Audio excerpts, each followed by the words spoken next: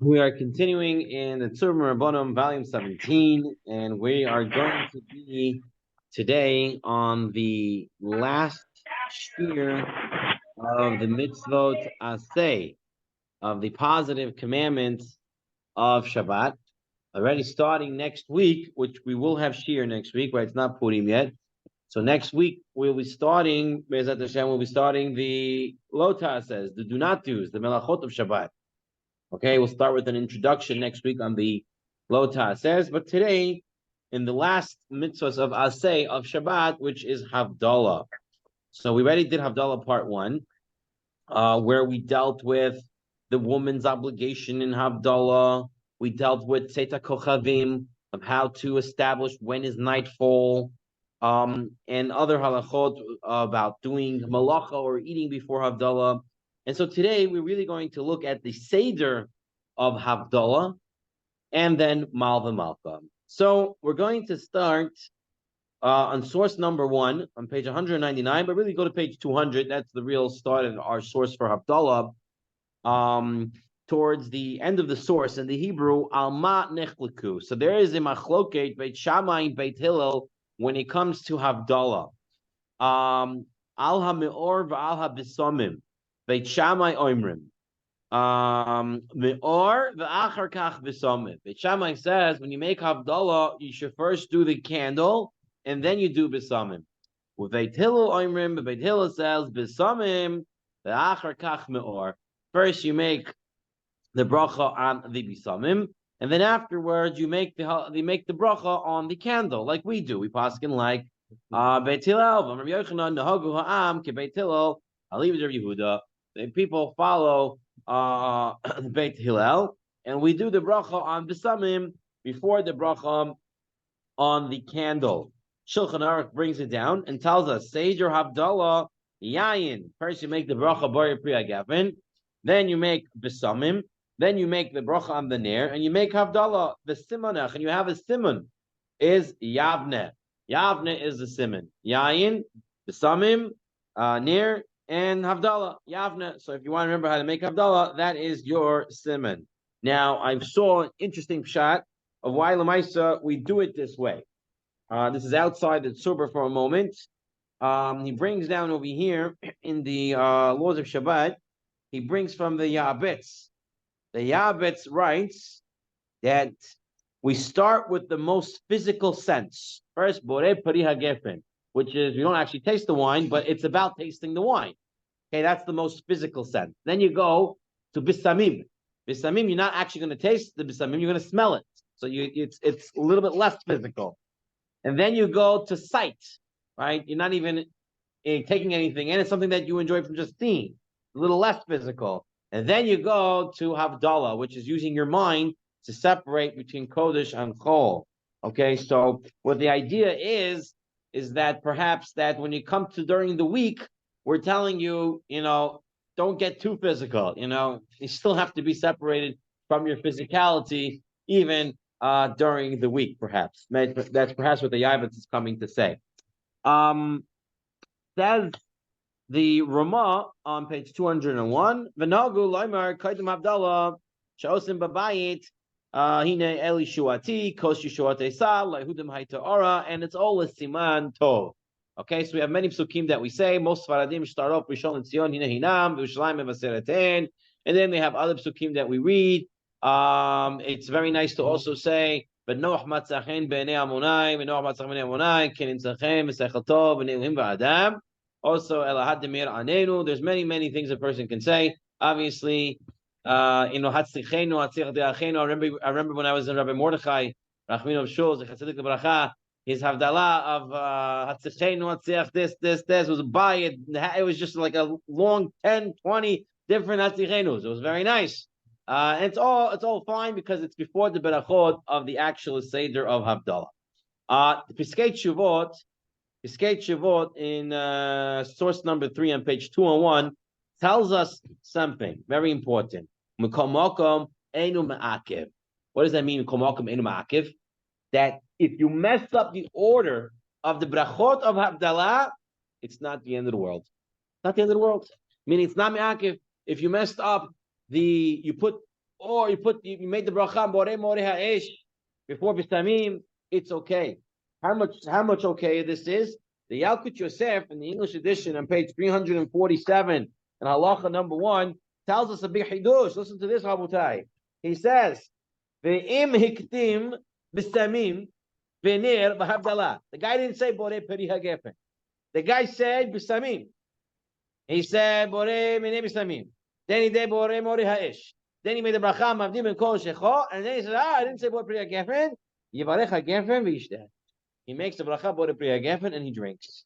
That's how far it's not me'akiv the brachot. And he said that you said it, it seems to be okay. As long as all the brachot are in. Okay? That's what it seems to come out from the Piskei Tshuvot and from the Yalkut Yosef. Okay. So that is on the basic order. So what is it? Yavne, Yayin, Bisamim, Ner, Havdala. Okay. Now the question is about, does it have to be only wine? Or can I make Havdalah on something else? Okay, so there's a famous story. We already saw the story in Gemara Masechet Pesachim. There was a rabbi, a Meimar. He once came to a certain place. Came Havdalah, they had no wine. So they gave him beer. Okay, back then it was date beer, right? Beer from dates. And he said, what's this? I need wine. They couldn't get him any wine. So he went to sleep and didn't eat anything. Okay. Then the next day they brought him wine on Sunday, and he made Havdalah and he ate. The next year he comes back to the city, and again Havdalah comes, and there's no wine. They bring him again date beer. So he says, what does he say? He says, Ihachi Hamar Medinahu. This is the drink of the locale. This is the drink of the city. Okay, and if that's so, you can make Havdalah, Avdil. So he right away made Havdalah, and right away he ate afterwards. So we see that a Meimar said, if you don't have wine, you can have Hamar Medina. You can have this, whatever drink. We're going to define what this drink is, but a certain drink of the locale of the city that you're in. Now, Tosfot right away tells us a very important thing in source number 5. He says the truth is, when it's on Shabbat, if you don't have wine, on Shabbat, what can you use instead? You can use bread. If you don't have wine on Shabbat, you can use bread to make kiddush. We already saw this Friday night, Shabbos morning, right? Shabbat morning is probably better to do it on Mazal Tov. Ah, beautiful. Beautiful. So we already saw that it's probably better to use Hamar Medina on kiddush. But Tosfot says, why is that not an option? Why is it not an option on Motzei Shabbat? The Tosfot says, the Eikatam the Kibbutz Shemitzvah Sotzu da Shabbat Shaykh Kiddush Alapat Aval Havdalah in Inyana Etzel Pat. There's no need for bread by Havdalah. There's no connection of bread to Havdalah. Eladafta Alayayin the Shaykh B'chol Davar Hodav V'Shira. Rather, Havdalah is something like other things, like by a chuppah, by brit. Whenever you're going to use something to praise Hashem, you use wine. It has nothing to do with bread. Therefore, you cannot use bread for Havdalah. Okay, so there's no bread for Havdalah. Therefore, the only thing we can rely on is Hamar Medina, the drink of the locale. So says the Shulchan Aruch in source number 6 on page 203, Ve'en mavdilin alapat. You cannot make Havdalah on bread. Aval al shechar on beer, right? On this beer, mavdilin imhu Hamar Medina. If it is the Hamar Medina. What is Hamar Medina? So we're going to have to explain. Wine of the province, the drink of the locale. We're going to have to explain. We're going to have to define what exactly that is. Yeah. Give us a minute. Yeah. Vehu adin. Medina is different. Vehu adin l'shar mashkin chutz min hamayim. Definitely not water. Water can never work. Now, what exactly is water? Right? So we're going to see that water could be considered tea and coffee, which is also water with a little bit of flavor. Okay? Perhaps soda is also just water. Okay? What? On coffee you cannot do it. No, because it's water. Okay, so that's how you define water. Exactly how you define Chamar Medina, we'll get into in a moment. Okay. Now, the Ramah says the Tov Yoter lahavdil al kos pogum shel yayin meshel shei. It's better to take a kos yayin that's pogum, that's already been drank from, right, and use that kos rather than using beer. Don't use chamar medina. But nahagu lahavdil motzei Pesach on beer v'al yain mishum dechaviv Allah, because on motzei Pesach people enjoy beer more. Why? Because today beer is made out of barley and it's hametz. And you couldn't have this drink over Pesach. So after Pesach is over, I can have my chametz, and it's more chaviv alav. So he can take it on beer motzei Pesach. So Ramah says that what? Ramah says that you better do it on wine. Motzei Pesach is an exception. The beer halacha writes, mi'u, perhaps if the beer is chavav alav yoter min hayayin yochel lahavdal al sheichar.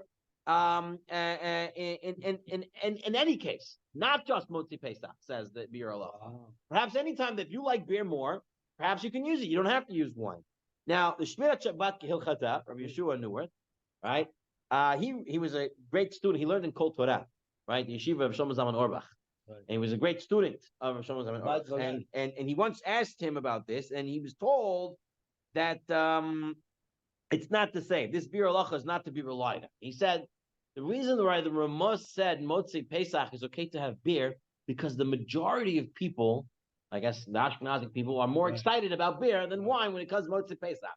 Right. But one person having that, tonight I want beer, maybe that's not enough of a reason to allow him to make Havdala on beer. So stick to the Ramah that says to do it on the wine. Now, Chacham ben Tzion Abba Shaul says he wants to read the Shulchan Aruch a little bit more literal. Shulchan Aruch never says anywhere here about you have wine, you don't have wine, better to have wine. He just says don't have Havdalah on pas, don't have Havdalah on bread, but you can have it on beer. It's a mechamar medina. The only thing you can't use is water. So Kaz comes and he says, the Earl Tzion, B'Havdalah, Efsher lahavdal lechatchila al chamar medina. V'afil im yesh yain motzu. Even if you have wine available, right? And he says, Shestam she'efshel lahavdil al sheichar v'lo kosav shezadavka b'makom she'ein hayayin motzi k'moshe kosav le'inyan kiddush. He says, look at the Shulchan Aruch. Shulchan Aruch is pretty clear that you can't use water, you can't use bread, but you can use chamar medina. It doesn't say it's like a b'di avad. It just says you can do it. Yeah. Now the Yalkut Yosef on the other hand, and I believe this is now this is really based on the next Rashbam. Okay, the Rashbam. Just look at the Rashbam for a second. The Rashi writes, "Ein yain acher be'ir hazot ki em sheicher hilkach mavdilin bo." You see what Lashon is? He's like, since there is no wine, therefore you can use the beer. So what does the Yalkut Yosef say on this? So just look 348 halacha 7. Here he writes, "Hanimtza b'chutzlar, so b'midbar, ve'ein lo yain kosher la'avdala." He doesn't have kosher wine for Havdalah. Im yesham shchar shehu chamer medina yavdil alav.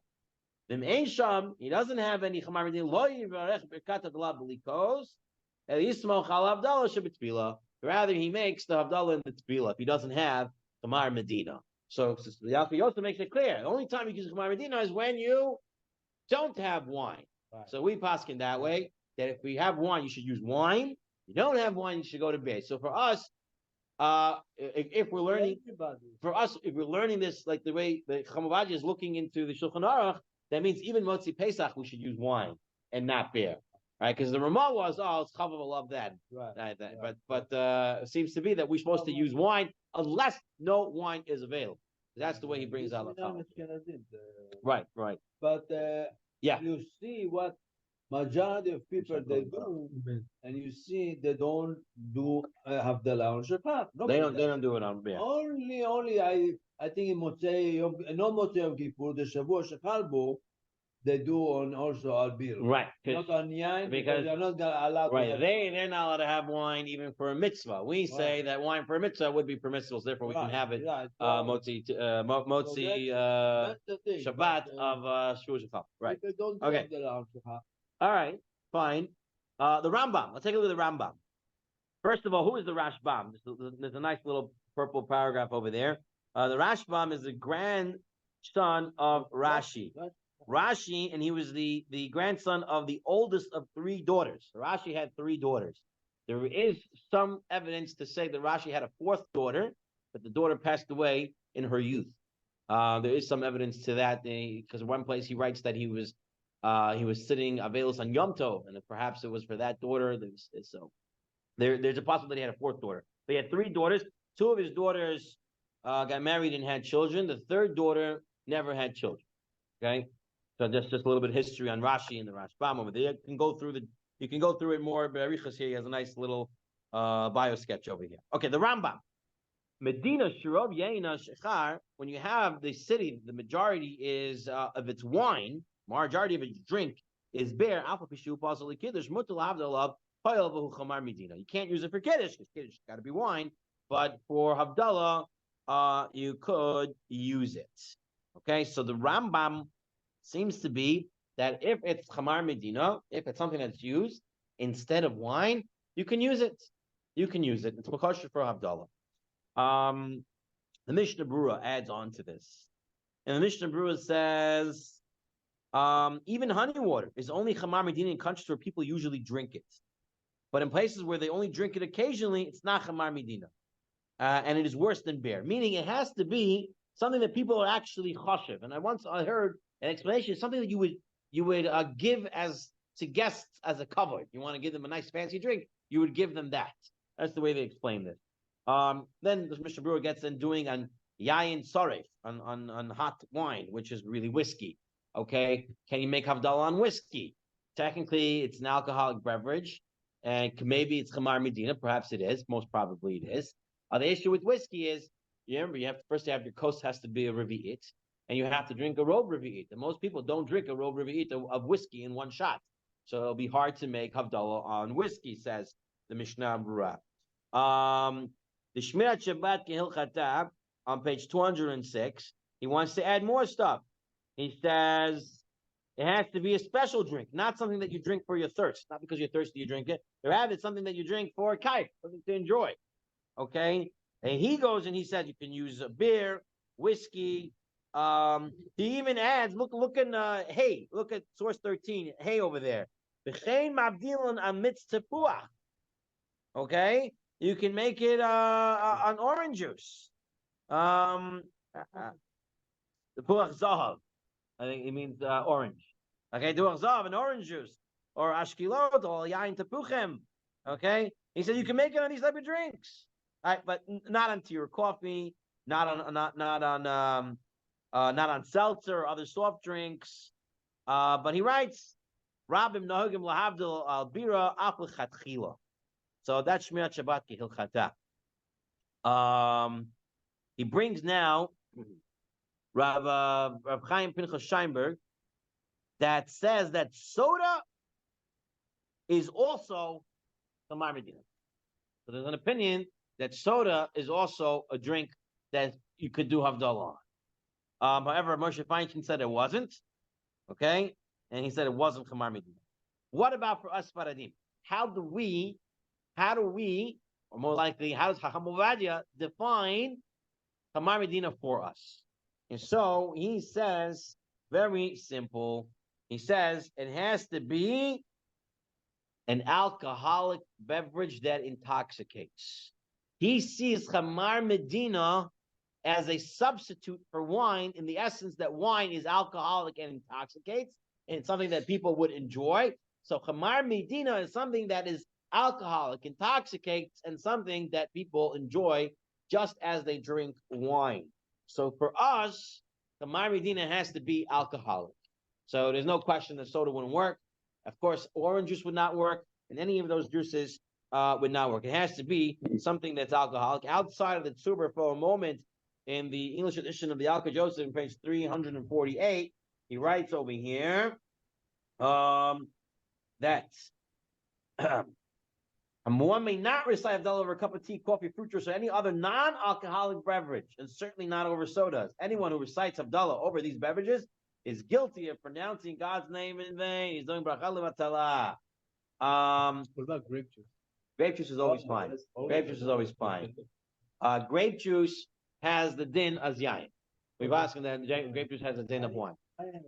It's just wine that doesn't intoxicate, because there are sources that say that as soon as you crush the grapes, you were able to use that as wine, as kiddush for yain.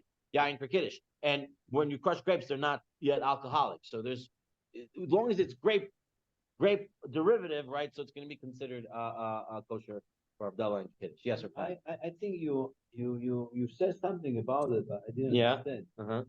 Why Havdalah it is less important, and that's why we can do Havdalah on, like you said, maybe soda. No. You can't do it on soda. No. But why Chamar Medina? Why Chamar Medina is okay? Yeah. We don't pass him that way. I understand, but I'm saying even Hamar Medina, why Chamar Medina is okay by Havdalah? All of a sudden to the Havdalah, we are proud of Hashem, we want to make the Havdalah, and wine is Chashuv, and what happened all of a sudden? We are right. So very good. So that was we get into a little bit in the beginning where Tosfot told us that when it comes to Kiddush, if you don't have wine, you can substitute on bread, but you don't have that option when it comes to Havdalah.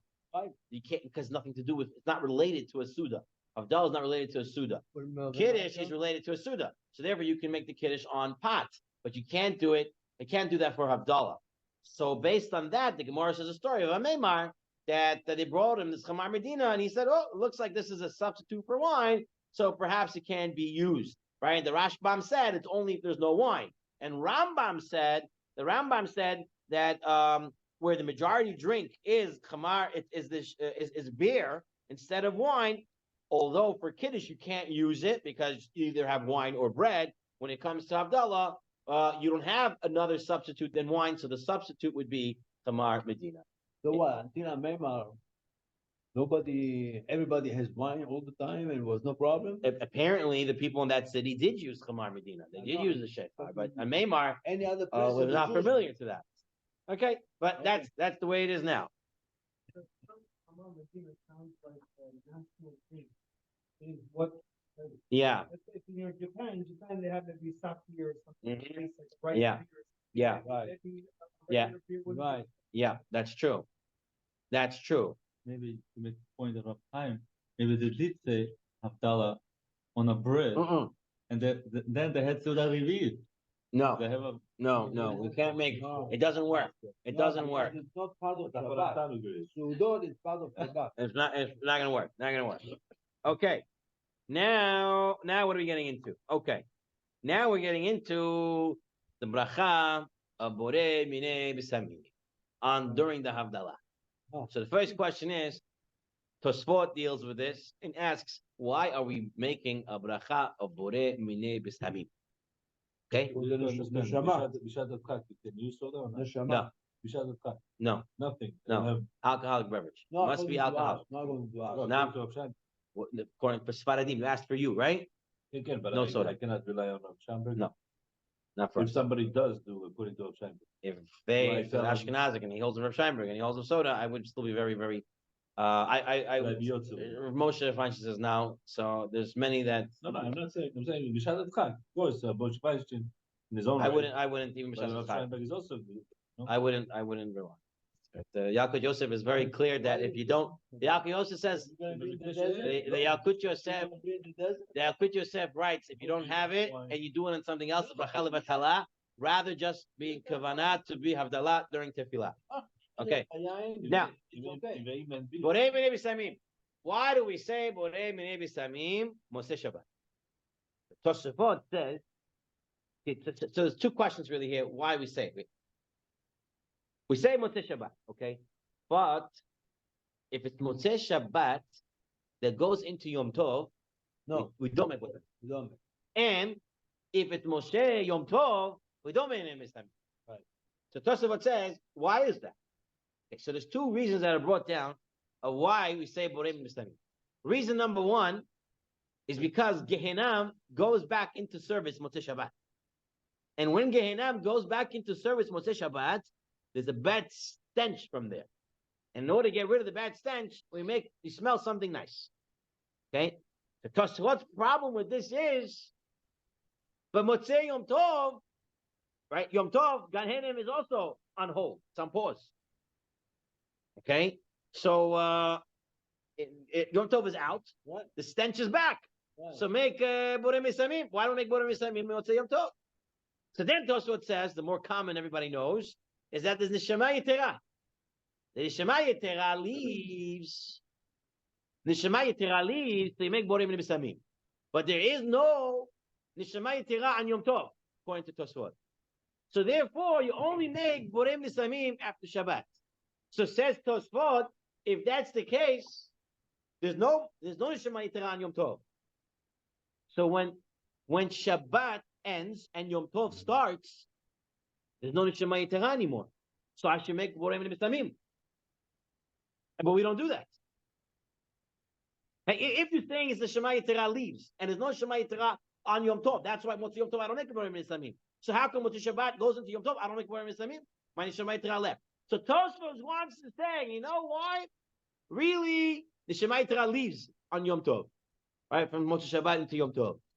But vacation. No. He says, he says you have good food on Yom Tov. So the good food makes up for the neshama that's leaving, and you don't feel so bad because you have good food to eat. Okay, that's the Tosfot in a nutshell. This is what Tosfot says here. Okay, the Bach comes and says, I don't know what food has to do with me saying Borei Misamim, right? Because if you're saying it, you eat good food, you don't need to make Borei Misamim. What about the rich guy who's eating good food, Motzei Shabbat, Sunday, Monday, Tuesday, Wednesday, Thursday, Friday, Shabbos, every day of the week? So maybe he should never say Borei Misamim because he's always eating good food. And Tosfot said, you eat good food, you don't have to make Borei Misamim. So the Bach says, the truth is, you need to have both. The Bach says you need to have both. No. You need to have that Gehenna is back in service and the Neshama Yetera left. If you have both, then you need Bisamim to pick up your spirits. But if it's only one, then you don't need the Bisamim to pick up the spirit. So what happens? So Motzei Shabbat into Yom Tov, right? Gehenna's still on pause, right? So therefore you have to make Borei Misamim because it's only Neshama Yetera left. And if it's Motzei Yom Tov, there's no Neshama Yetera. There's only the restart of Gehenna, so there's no problem. You don't have to make Borei Misamim. That's the way the Bach in source number 17 does that. There is one more answer that I've heard of, but it's not brought down over here, and that's a Sfat Emet.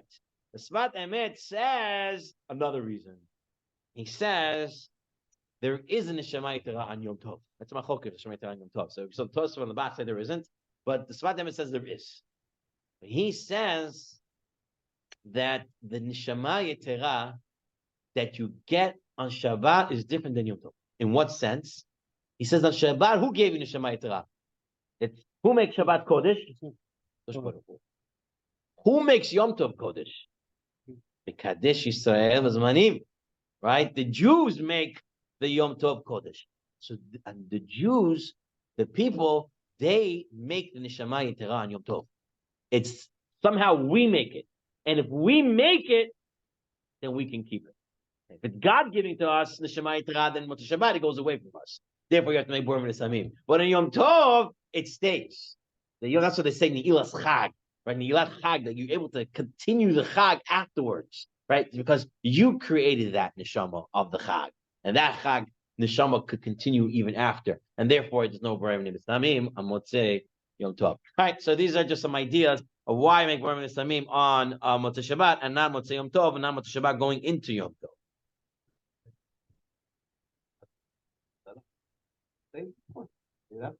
Technically you can. But the Chachamim wanted to establish all the berachot that related to Motzei Shabbat into the Havdala. I mean, you don't have any problems. You can always say, we like to make things in a seder, because if we don't make it in a seder, then it's not going to get done. It's not going to get done. It's not going to get done. It's not going to get done. We always, so in Havdala, in the nursing world, perhaps Rabbi Netanel can attest to this. We have something that's called cluster of care, right? We try to cluster care. You're going to go see a patient, try to do everything at the same time for them, right? Because otherwise you might forget to do something. Like you try to bring everything you need to do at one shot. Similar here. Because Motzei Shabbat, there are certain stuff you're supposed to do Motzei Shabbat, right? Havdala, we can say that what? The Chachamim wanted to make sure everything gets done. put everything in a seder. Put the brachot there to do that. All right, Yavne. Very good. All right, now. Right, we saw that. All right, now. Over which spices should one recite the bracha? Okay, so there's a Mishnah that tells us that if you have bisamim that belonging to the dead, you cannot make a bracha on it. What does it mean belonging to the dead? There's a dead body there, and you want to take away the stench. So you put the bisamim there to take away the stench, take away the smell. So what do we learn from there? So Amar Rav Huna, bisamim shabeta kiseh. You have in the bathroom a deodorant, okay? B'shem also la'avret azuma, take away some dirt. Ein mevarachin alav. So what do we see? That if it's there to as a deodorant to neutralize a smell, you cannot make a bracha on it. The only time you can make a bracha on something that smells good is when you want to smell it for good, not to take away a bad smell. Okay, not to mask a smell, but rather to give a smell. That's the difference. Okay, so it says the Shulchan Aruch in source 20 on page 210. And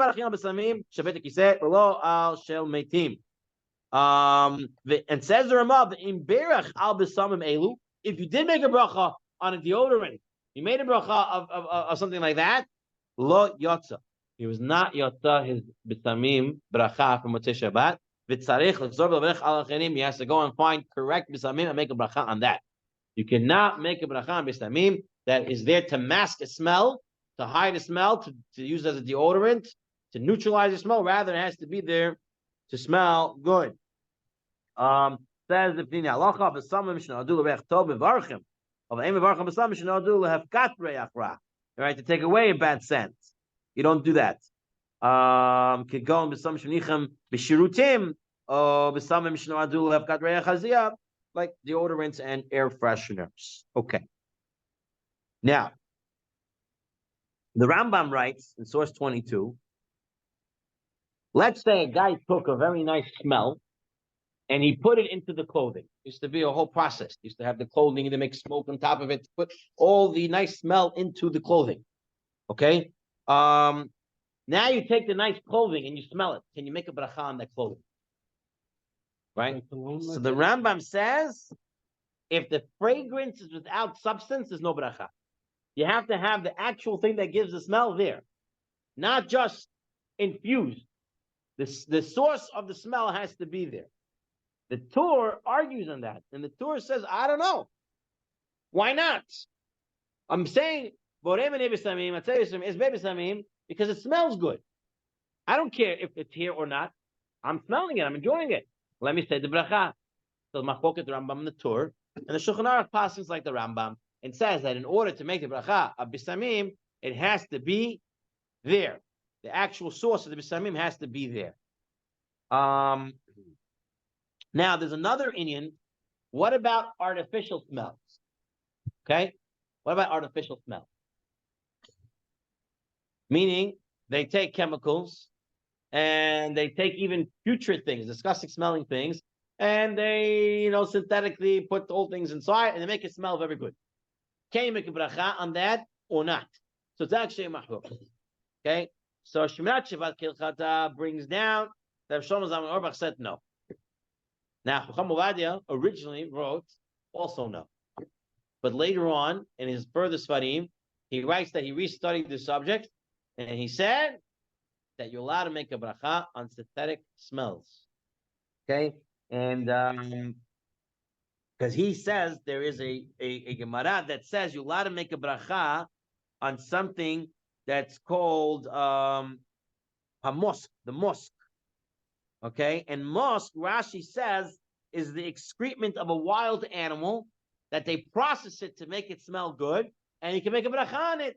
So it says Chacham Ovadia, that just shows you that if you process something, you can make a bracha of bisamim on a processed synthetic idea. Chacham David Yosef in Salacha Berura writes, and he said that he spoke to his father, and he was trying to show his father that perhaps we should still not say brachas on synthetic perfumes. But the story goes that Chacham Ovadia said that he restudied the halachot, and he feels that a person could make a bracha on synthetic perfumes, the synthetic smells. Halach l'maisa, what to do? And Chamavati held it wasn't safek brachot la'akel to say, just don't make a bracha on it. He said, no, it's a vadai, you can make a bracha on it. Panini halacha from Malamed also wants to say, he says, perhaps Amol once in a while, in the past, when there were so many natural, good smelling things, like, there was marketed more natural smelling things, and you can say, I won't make a bracha on synthetic, I'll make it on the natural things. He says, nowadays, he says, on the other hand, the majority of good smells out there are all synthetic. So you're not going to make brachas anymore because they're all synthetic. So he says there's many reasons to say that synthetic perfumes are okay to make a bracha on. Again, Chamavadia also held that way. Now, just a side note before we go into the next piece. Bisamim, why make a bracha on bisamim? Because it smells good. So I don't know why some people, unless you really like the smell of cloves, a lot of people make a bracha on bisamim with this Shabbat, and they take the cloves, right, and they make a bracha on it. I really never really enjoy cloves. It doesn't really smell very good. Okay? Yeah, depends which company. Okay. That's what they sell in the stores. I know, because it's easy to get and sell and market. Yeah, I mean, it's hard to get those other ones. So I tell you what, I've been using now for many years. I had once a worker of mine, someone working, one of my employees, she went back to her country in the Caribbean. And came back and she gave me a gift as her boss. She gave me a gift with a bag of spices, Caribbean spices and stuff like that. I took it, made bracha. I smelled it. I said, it smells so good. I came home and I put it in a thing, and I have it like 6-7 years now. And you enjoy the smell. It's something that you're really supposed to enjoy. That's just a side point. Now, the Taz brings down a Rabbeinu Ephraim, a Rishon, in source number 27. And Rabbeinu Ephraim writes this lashon. He writes, I have a glass jar, okay, a small one, and in there I put besamim and I make a bracha. Right? He has a special jar for his besamim and he makes a bracha on. So the Taz says, why is Rabbeinu Ephraim writing this? That he has a jar, he puts besamim in it. Why do I need to know this? It says the Taz. Maybe Rabbeinu Ephraim is telling me a halacha, chidush, that in order to make borim and bisamim, that spice has to be dedicated for smelling. Meaning, I can't just walk into my kitchen cabinet and take down the cinnamon or something like that and say, here's my bisamim, make it on this. According to Rabbeinu Ephraim, that's what the Taz wants to understand, that what? You have to have the spice dedicated for B'nai Misamim. It has to be something that you want to smell. However, the Taz ends off, and this long arichos over here, the Taz ends off by saying not necessarily true. Okay? Because there is a case in the Gemara that says if a person walked into a perfume shop, he can make a beracha. Right? And say, why can you make a beracha? Huh? He said, you know why? Because the smell was there for a person to smell. Right? He says the whole question there of why you can make a bracha or not is because the person is not holding it, not holding it in his hand. Therefore, the question, can you make a bracha or not? Oh, since they put it there to smell, so you can make a bracha even if you're not holding it. So says the Taz, if you're holding it, even if it wasn't dedicated to smell, but since you're holding it, you're allowed to make the bracha abonim v'samim. So technically, you can walk into your kitchen cabinet, take out the spice you want to smell, and hold it and make the bracha, because that would be okay, says the Taz. Okay? The Mishnah Berurah says, halacha is like the Taz. You don't need to have a dedicated thing to make bisamim on.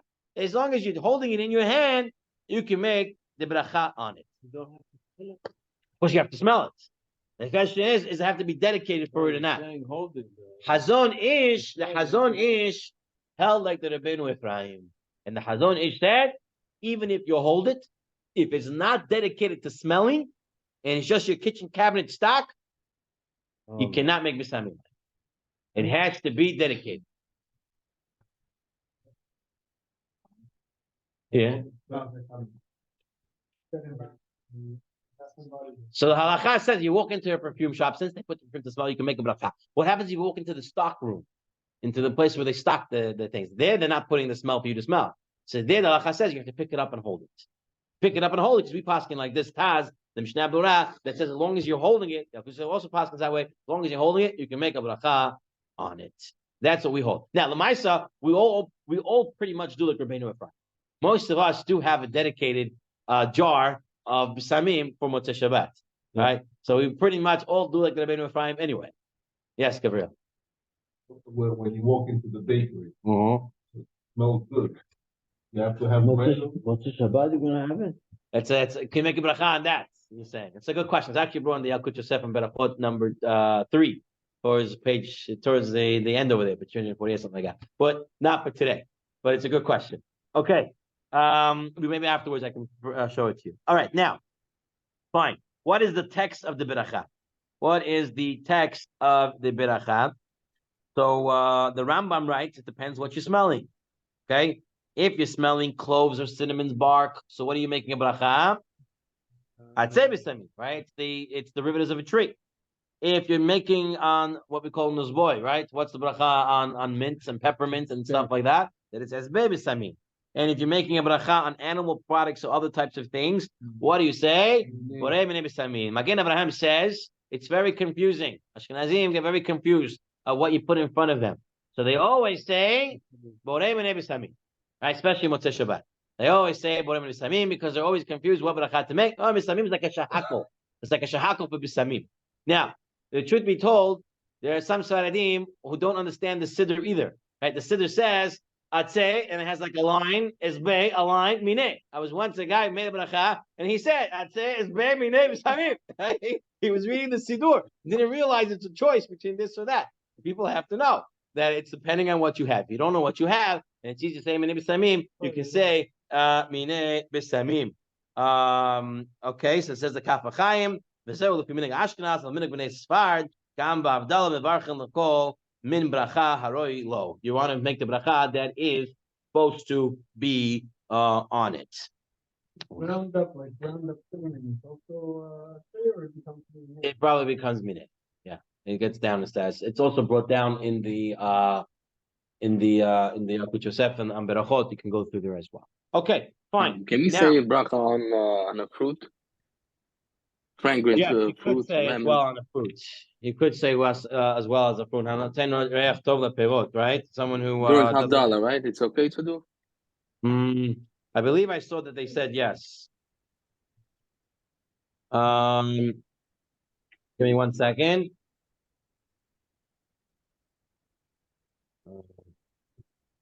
And somebody asked on the chat, how about flowers? If it's b'samim, if you make a bracha on flowers, you make a bracha on flowers.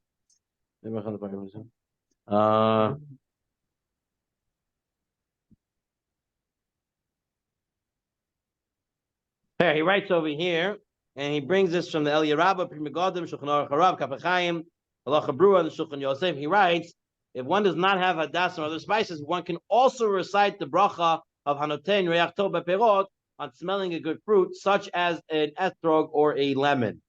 So he does bring that down, that a person could use that. What? Havdala, yeah. So he brings down over here. He brings it down in the Eliyah Rabbah, Pri Megadim, Shulchan Aruch Harav, Kaf HaChaim, Halacha Berura, and the Shulchan Yosef. Okay? That's where he brings it down from. Fine. Moving on. What happens if a guy can't smell? And he's leading the Havdalah. All right. So everybody get very familiar during COVID. One of the things during COVID was that one of the symptoms is you can't smell. Okay? So it happened to me for a long time. I couldn't smell. The first time I realized I couldn't smell, by the way, because I have, for a long time since I've been a kid, I have a very low sense of smell to start with. But I didn't realize I couldn't smell during COVID because usually I can smell b'samim. I made the bracha, I'm smelling nothing's coming through, right? So, but I didn't know that COVID did it at that time. So if you do know that you have a cold or something like that, what you should do is check beforehand to see if you can smell. And then you can continue to make the bracha and everything. But if you can't smell, then you don't make it. Yeah, to check if you can smell it or not. Yeah, otherwise you make a bracha levatala if you can't smell. Can I say something to that, bro? Yeah, Yeah. Yeah, if it's edible or not, you need to. It looks good. Okay, fine. Now, Rabbeinu Ephraim writes, and the Torah brings down, person who cannot smell,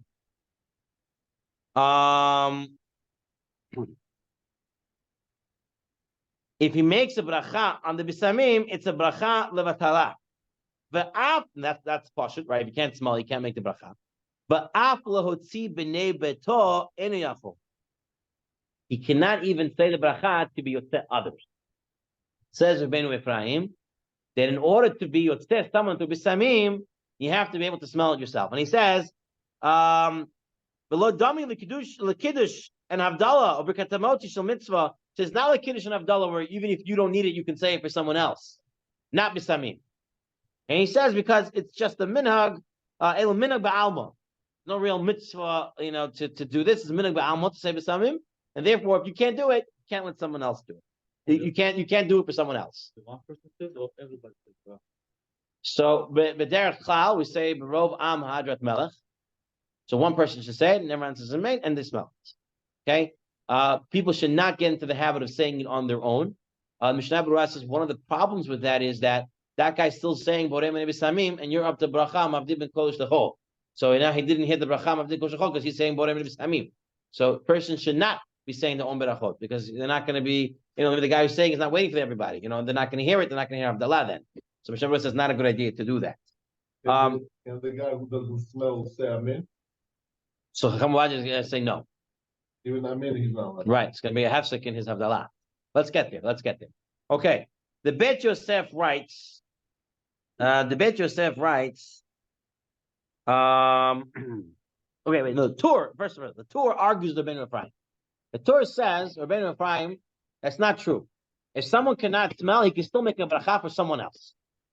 Because just like hamotzi, if I don't want to eat bread, but someone else wants to eat bread, I can make hamotzi and give them to. I can make the bracha hamotzi and give them to eat. So the Beit Yosef comes and says, "What? Since when?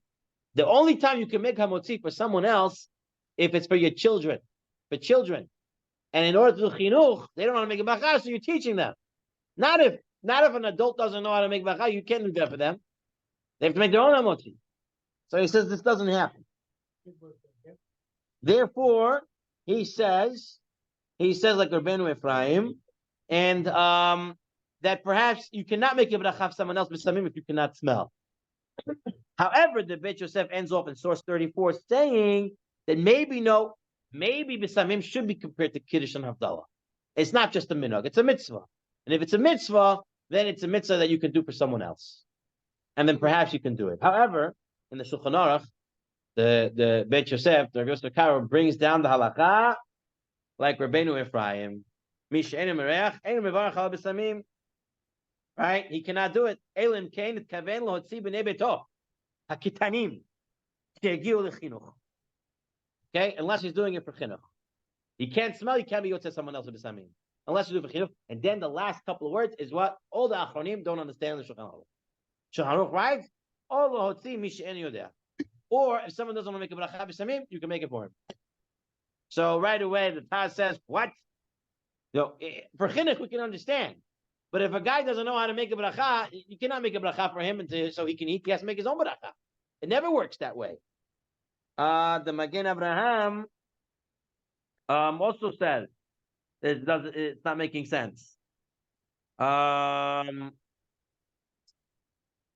He says again, how do you make a bracha of someone else if they don't need it? And he says don't compare it to bread of Shabbat. He says Shabbat there's a mitzvah of pot. Of eating bread. Here there is no chiyuv of bisamim. It's a minhag. Wants to go with that. So what do we do? Do we do this if a guy doesn't know how to make his own bracha? Can't we make a bracha for him? Says the Yalkut Yosef on source 39 on page 221. Sir, a person who cannot smell does not make a bisamim. What happens instead? How should you do it? He's not able to smell. He's not feeling well. He makes a bracha.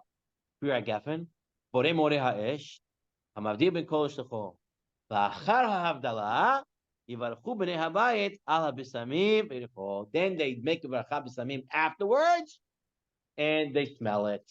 And he not only here, he doesn't bring the continuation of this because Shmirat Shabbat Kilchata says no. You know what to do better? Let him pause. And let everyone say bisamim during the Havdalah. But here in the Yalkut Yosef, he doesn't bring that over here. But further in the same exact sip over here, he writes that what? This method is better than what Shmiat Shabbat Kechata brings down. Why? Because if someone else makes a bracha of Bisamim during the Havdalah, he might say Amen. And if he's saying Amen, he makes a hefsek, he interrupts his Havdalah because to him he doesn't need Bisamim because he can't smell. Therefore, it's better to do it at the end after Havdalah, let them make it Bisamim. Okay? So that's on that when a person cannot smell. Now there is a Shvut Yaakov.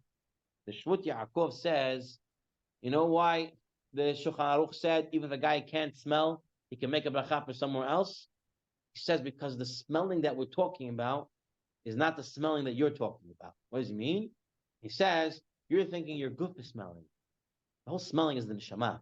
And guess what? Even if you're not feeling good, your neshama is still smelling. Therefore, you can make a bracha because the neshama that's smelling and your neshama is smelling, so that neshama is also smelling. So you can make a bracha for one another. Even if you're not feeling good, you can't smell. However, the poskim bring down, we don't go with the Shvut Yaakov. We don't say it's neshama. It has to be the goof that actually smells.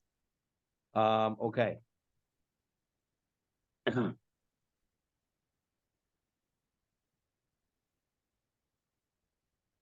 All right, fine. All right. Now we're moving into the next topic, which is Borei More Ha'esh. Okay. So there's two sources for the reason of saying Borei More Ha'esh on Motzei Shabbat. The more famous one is the Gemara Mesech Pesachim. Gemara Mesech Pesachim says that Hashem gave Adam Rishon knowledge that if he takes two flintstones and he knocks them on each other, sparks will emerge and you'll have fire. And since it was created Motzei Shabbat, and that knowledge was given to him Motzei Shabbat, that we make the bracha of Borei More Ha'esh. In source number 42, they bring a different source of the Pirkei de Rabbi Eliezer. Pirkei de Rabbi Eliezer tells us that's not exactly how it went down. Okay? How it happened was that Motzei Shabbat started to get dark. Adam Rishon got scared. Hashem came, showed him fire. He saw the fire, said, Borei More Ha'esh. Then he said, now I know it's not Shabbat, because Lo Tevaru Esh on Shabbat. And now you're creating fire, so it's not Shabbat. So here, Pirkei Eliezer says that Adam Rishon not only said Borei More Ha'esh, he also said I'm Mavdi Ben Kodesh Hachol. Yeah, but there's no mitzvah. Okay? No mitzvah. Perhaps that's why we put the Moreh Ha'esh right before the Hamavdi Ben Kodesh Hachol. Okay, to zecher this Pirkei Eliezer of what happened to Adam Rishon. Now, the Rashba was asked, really, since something was created on a certain day, that's why you make a bracha? Something was created on Sunday, Monday, Tuesday, Wednesday, Thursday, everything was created. We don't make a bracha for that thing that was created then. So why do we make a bracha for fire that's created on Motzei Shabbat?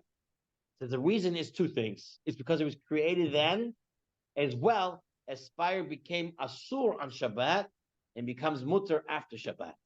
Right? It's a creation that became asur and then becomes mutar. So therefore, you're allowed. That's why you make the bracha of Borei More Ha'esh. That's what the Rashba brings. Now, what type of candle should you use?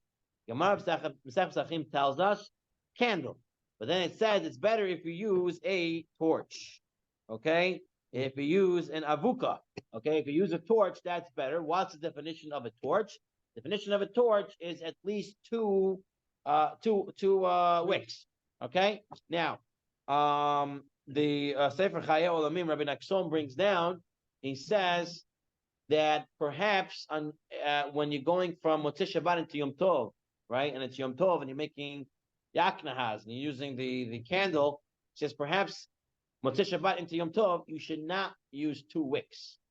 And he says the reason is because sometimes one wick might shut down the other wick, and then you're causing a fire to be extinguished on Yom Tov. So perhaps better to use only one wick when it's Motzei Shabbat into Yom Tov. Unless you have the wick separated, they're not going to touch it. But again, if fire moves and the wick moves while it's a fire, so that's what he brings down as well. Now, when it comes to Borei More Ha'esh, There is a machloket, what the bracha is for. Meaning, is it a bracha of shevach, or is it a bracha of enjoying? Okay, what would be the difference? If something's a bracha of shevach, first you have to enjoy it, and then you make the bracha. If it's something that you're going to enjoy, right, like a food or something, first is a bracha, and then you make the borei moreh ha'ish, right? So there's a machloket of what is it borei moreh ha'ish? Is it bracha shevach or bracha nenen? Which one is it? Therefore, the poskim advise to do both. Okay, the poskim advise to do both. And how do you do both? You bring your hand to the fire before you say the bracha. You say the bracha, and you continue to leave it there. And then people have the custom of opening up the hand after the bracha as well and continuing to look at it. So you look at it really twice, before and after the bracha, in order to. Okay, so we're going to get into that right now. Very good. So, says the Mishnah in Barachot, the bracha over a candle, you have to derive benefit from it. The Gemara Barachot says how much do I have to derive benefit from it? Is it the fire has to be strong that I could derive benefit from the fire even if I'm there, but if I came closer, but since the Chefza is able to give over hana, that's enough? Or is it on the gaver? Is it on the person? And the person has to get actual hana. So the Gemara ends up saying the person actually has to have hana, meaning the person actually has to be close enough to derive benefit from that candle. It says in Shulchan Aruch, in source 47, till he's close by. The Hainish Samach lo, B'Chdesh Yochel LaHakir, in order to see from one coin to another coin from a different country, to see the difference in coins. So you have to be close enough to derive benefit from it. You don't have to actually derive benefit from it, but you have to be close enough to derive benefit from it. Okay? Now, what are we doing with the fingernails? Very good. So the Mordechai brings down. We gaze at our fingernails. He says it's based on a Talmud Yerushalmi and a Babli that you have to derive benefit from it. And what you do is you look at your nails and you have to discern, be able to tell between your nails and the skin next to it. And like just the way you're supposed to look between different coins, you have to look between your fingernail and the skin around it. And then he writes, there's another reason why you want to look at your nails, because Adam Rishon, says the Zohar, was all covered in nails, whatever that means. Okay? So he was all covered in nails. So as such, you remember the whole Borei Moreh Ha'ish, get kicked out of Gan Eden, all these things. So he, right, like scales. Okay? So therefore we do it like that. The Rush says, because you want to get hana. So the way you get hana is looking at your nails and your skin around it, and you distinguish between the nail and the flesh. That's what says the Rush. The Shulchan Aruch writes, it's customary to gaze at the palm and at the nails. So if you go like this, by the way, you see your nails and you see your palm all together. Okay? That's what the Ramah writes. Once you look at the fingernails of the right hand and hold the cup in the left hand. Oh, that's something important also. The Lamaisa, when you do the Bisamim and the Ish, your hand should be on the left hand should be on the cup, and your right hand should be what you're making the bracha on, and then you switch back. Okay, it's not mi'akiv. If you didn't hold it, it's okay, but you should hold it. And he writes, what else you should do? One should bend the fingers into the hand, as one sees the nails together with the palm, and one will not see the inner side of the finger. So you're not supposed to see this side. You're supposed to see it like this. Okay, so in the Kabbalistic Sfarim, says the Sefer Chai Olamim over here, he brings, he writes, this is this, page, okay, 291, Halacha 67. Customary to go one nail and pound the light of the Havdala fire. According to Kabbalah, one should close the right-handed fingers over the thumb, facing upwards, and look at the reflection of his fire in his fingernail. Okay, so you're supposed to hide the thumb, and you look like this. That's the way it says to do. Then it says,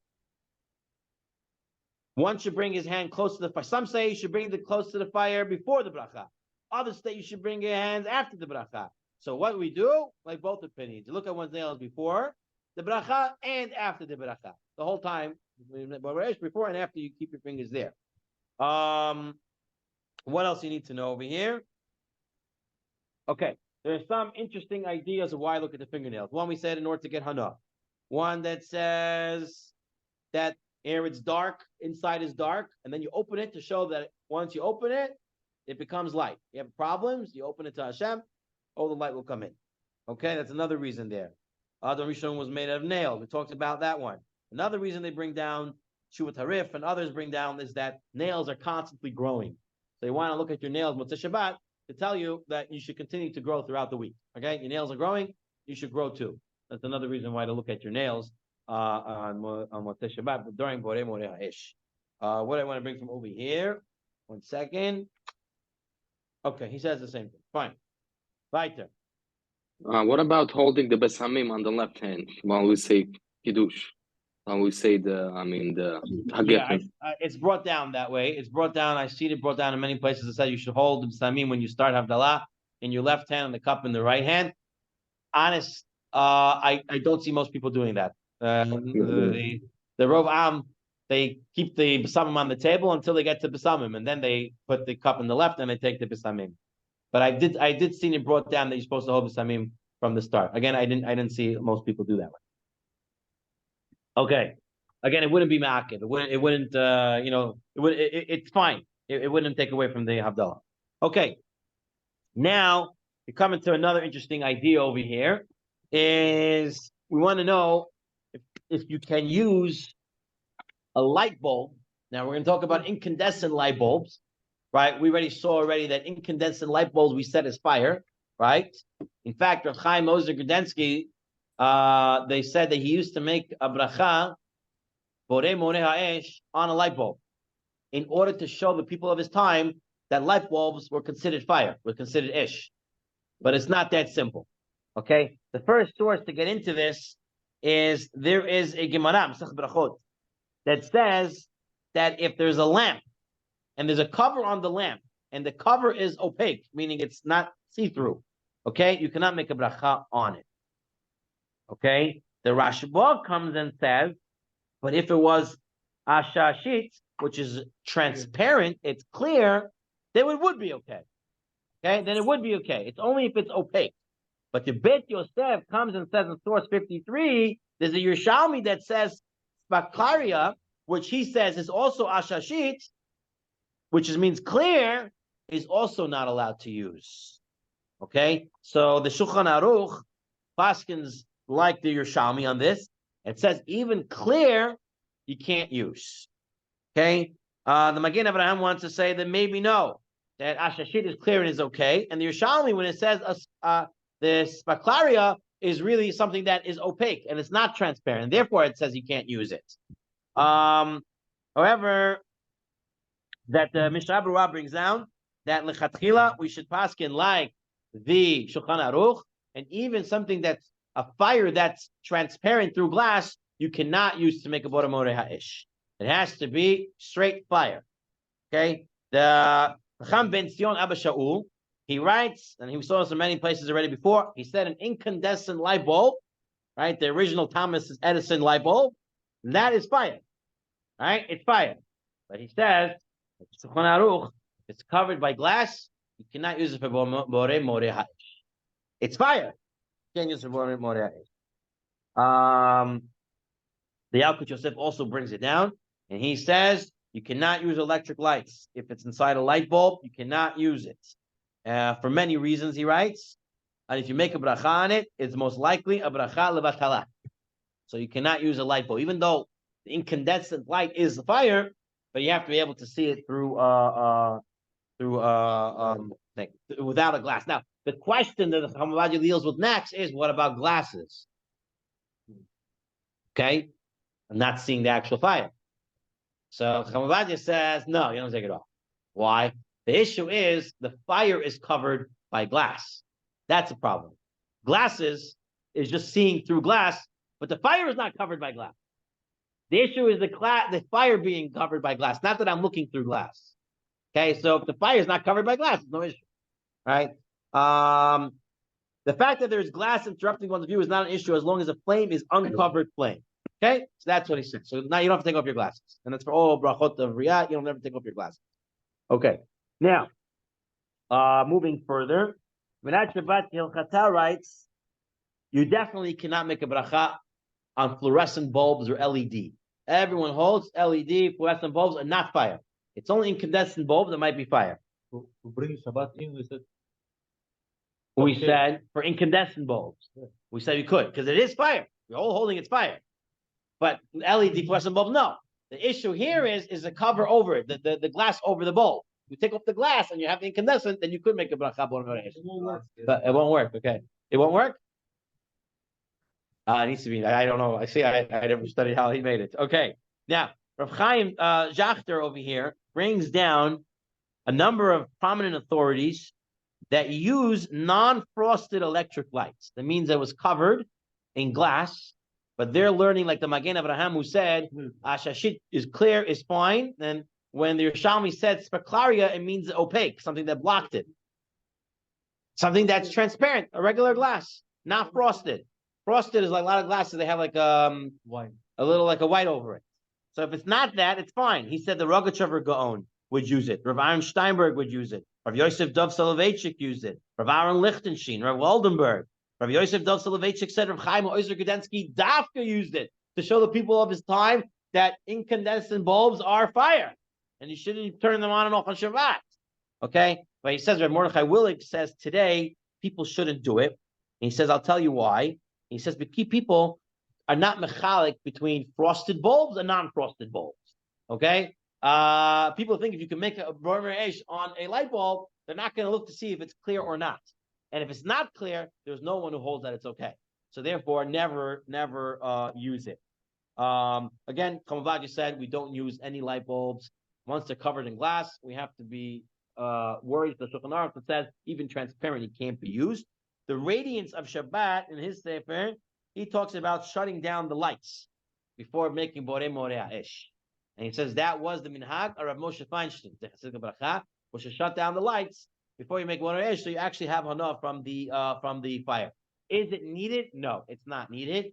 The Alpi brings down it's not needed as long as you could derive benefit from the candle. You don't actually have to shut down the lights. However, it's very nice. Makes very nice ambience. The kids love it. You know, they got who's going to shut the light this week, right? And it looks nicer, and so it's fine. It's a good thing to do. You don't have to do it though. Technically, you don't have to do that. Okay. The correct position for Havdala. So you already saw this slightly before last time, where Tosfot says, I don't know why all Ashkenazim are standing for Havdala. Whenever you want to do something with a group, you should be sitting. So Tosfot says you should sit during Havdala. The Kol Bo says we stand because it's called Malava Malka. You're escorting the queen. You're escorting Shabbat out. And you don't escort from sitting down. You don't go, okay, goodbye, I'm escorting you out. You got to stand up. So he says to stand. Shulchan Aruch writes, we sit. The Ramah says, that's what Shulchan Aruch says, for Ashkenazim, we stand. Okay? The Chaveh Da'at, which is Chacham Ovadia, he writes over there that perhaps today, when we Sephardim and everybody makes Havdalah, only the person who makes the Havdalah drinks. So maybe we should stand also. Maybe the Shulchan Aruch would not argue standing over there. It's only when you have everyone together and you want everyone to drink the wine, you need them to sit. But if only one guy's doing it, maybe he should stand.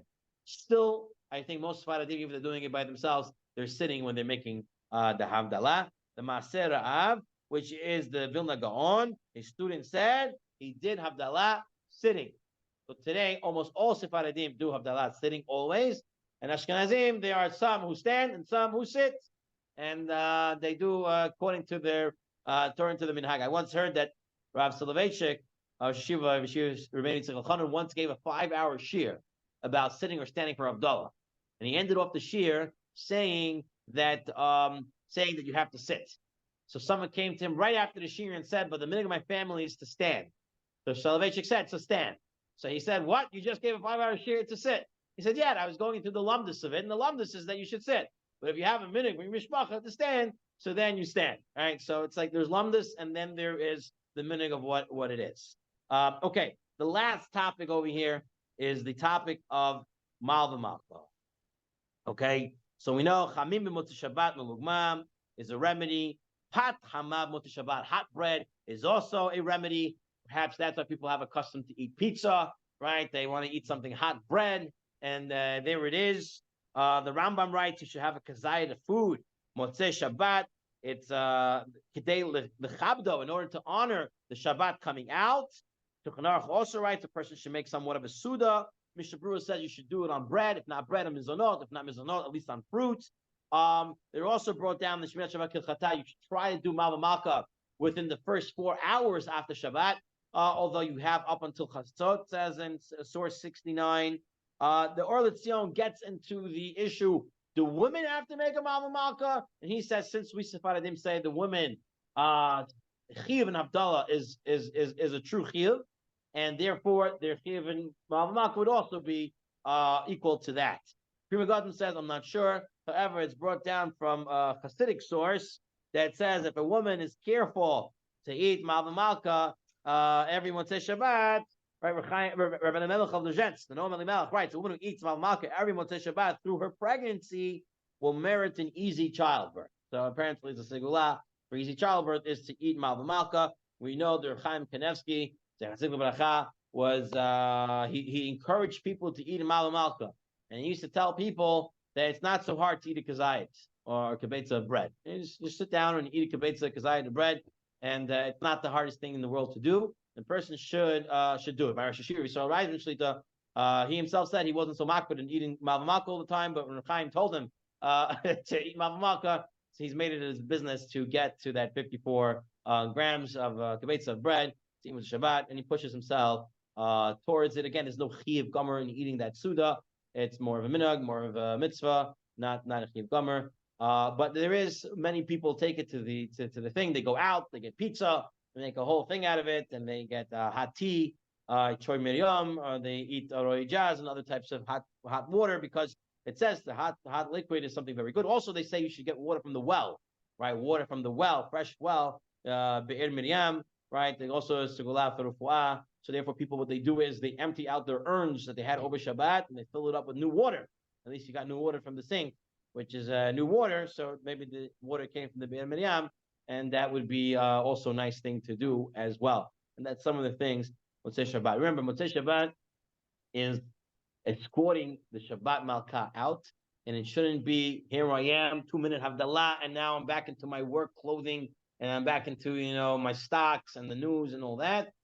It can take your time to get back into the reality of the week, and it should be Motzei Shabbat, whether you spend it learning or you spend it with your family and your kids. It should be something that is something to look forward to, something you've done properly. Okay, we have minyan. You can have it better to do right away. Earlier the better. Up to 4 hours, up to Chatzot. Up to 4 hours, better, up to Chatzot. We have minyan? Rabbi Hanina Mekasher Omer. הקדוש ברוך הוא זכאי ישראל לפי כך יבל להם תורה מצוות שנאמר אדוני חפש למען צדקו ידיד תורה וידיר.